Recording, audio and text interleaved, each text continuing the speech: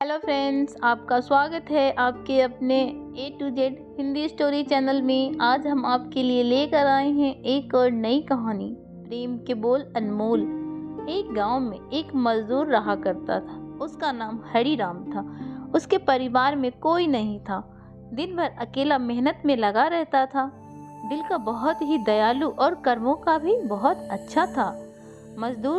मजदूर था, इसीलिए उसे उसका भोजन उसे मजदूरी के बाद ही मिलता था।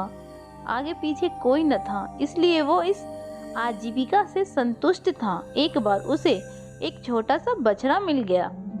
उसने खुशी से उसे पाल लिया। उसने सोचा, आज तक वो अकेला था, अब वो इस बछड़े को अपने बेटे जैसा पालेगा।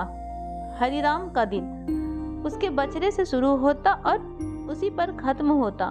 वो रात दिन उसकी सेवा करता और उसी से अपने मन की बात करता। कुछ समय बाद बछड़ा बैल बन गया।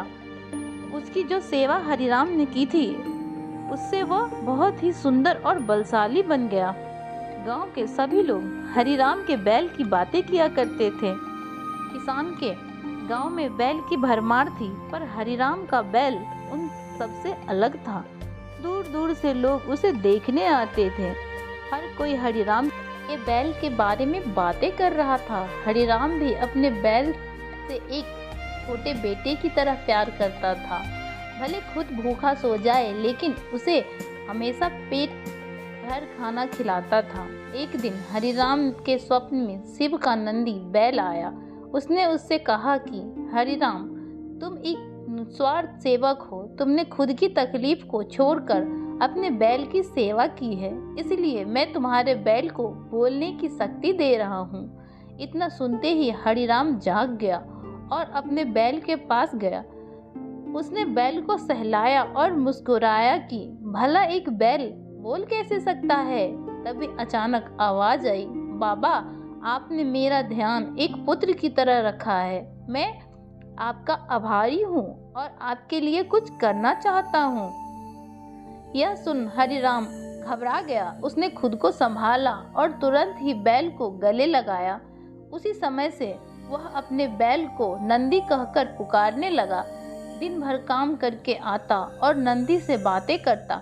गरीबी की मार बहुत थी। नंदी को तो हरिराम भर पेट देता था, लेकिन खुद भूखा सो जाता था।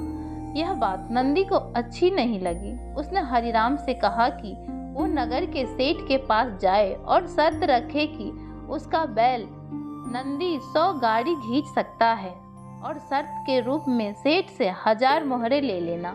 हरिराम ने कहा, नंदी, तू पागल हो गया है? भला कोई बैल इतना भार वहन कर भी सकता है? मैं अपने जीवन से खुश हूँ, मुझे यह नहीं करना। लेकिन नंदी के बार बार आग्रह करने पर हरिराम को उसकी बातें माननी पड़ी। शर्त का दिन तय किया गया और सेठ दीनदयाल ने पूरे गांव में ढोल पिटवाकर इस प्रतियोगिता के बारे में गांव वालों को खबर दे दी और सभी को यह अद्भुत नज़ारा देखने बुलाया। सभी खबर सुनने के बाद हरिराम का मजाक उड़ाने लगे और कहने लगे कि यह शर्त तो हरिराम ही हारेगा। यह सब सुनकर हरिराम को और अधिक डर लगने लगा। उसे नंदी से घृणा होने लगी। वो उसे कोसने लगा, बार बार उसे दोष देता और कहता कि वहाँ मैंने इस बैल को पाल लिया, मेरी अच्छी भली कट रही थी, इसके कारण सर की छत से भी जाऊंगा और लोगों की थू-थू होगी, वो अलग। अब हरिराम को नंदी बिल्कुल भी रास नहीं आ रहा था। वह दिन आ गया जिस दिन प्रतियोगिता होनी थी। 100 माल से भरी गाड़ियों के आगे नंदी को जोता गया और गाड़ी पर खुद हरिराम बैठा। सभी गांव वाले यह नज़ारा देख हंस रहे थे और हरिराम को बुरा कह रहे थे। हरिराम ने नंदी से कहा, देख, तेरे कारण मुझे कितना सुनना पड़ रहा है। मैंने तुझे बेटे जैसा पाला था और तूने मेरी सड़क पर लाने का काम किया। हरिराम के ऐसे घृणित शब्दों के कारण नंदी को गुस्सा आ गया और उसने ठान ली कि वो एकदम भी आगे नहीं बढ़ेगा और इस तरह हरिराम शर्त हार गया। सभी ने उनका मजाक उड़ाया और उसे अपनी झोपड़ी सेठ को देनी पड़ी।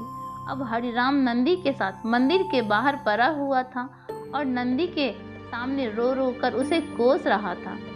उसकी बातें सुन नंदी को सहा नहीं गया और उसने कहा, बाबा हरिराम, ये सब तुम्हारे कारण हुआ है। यह सुन हरिराम चौंक आया। उसने गुस्से से पूछा कि क्या किया मैंने? तुमने भांग खा रखी है क्या? तब नंदी ने कहा कि तुम्हारे प्रेम के बोल के कारण ही भगवान ने मुझे बोलने की शक्ति दी और मैंने तुम्हारे लिए ये सब करने की सोची, लेकिन तुम उल्टा मुझे ही कोसने लगे और मुझे भला बुरा कहने लगे। तब मैंने ठानी मैं तुम्हारे लिए कुछ नहीं करूँगा, लेकिन अब मैं तुमसे फिर कहता हूँ कि मैं 100 गाड़ियाँ खींच सकता हूँ। तुम जाकर फिर से शर्त लगाओ और इस बार अपनी झोपड़ी और 1000 मोहरे की शर्त लगाना। हरिराम वही करता है और फिर ये शर्त के अनुसार 100 गाड़ियाँ तैयार कर उस पर नंदी को जोता जाता है और फिर से उस पर हरिराम बैठता है और प्यार से सहलाकर उसे गाड़ियाँ खींचने को कहता है और इस बार नंदी यह कर दिखाता है, जिसे देख सब शतबद्ध रह जाते हैं और हरिराम शर्त जीत जाता है। सेठ दीनदयाल उसे उसकी झोपड़ी और 1000 मोहरे दे देता है।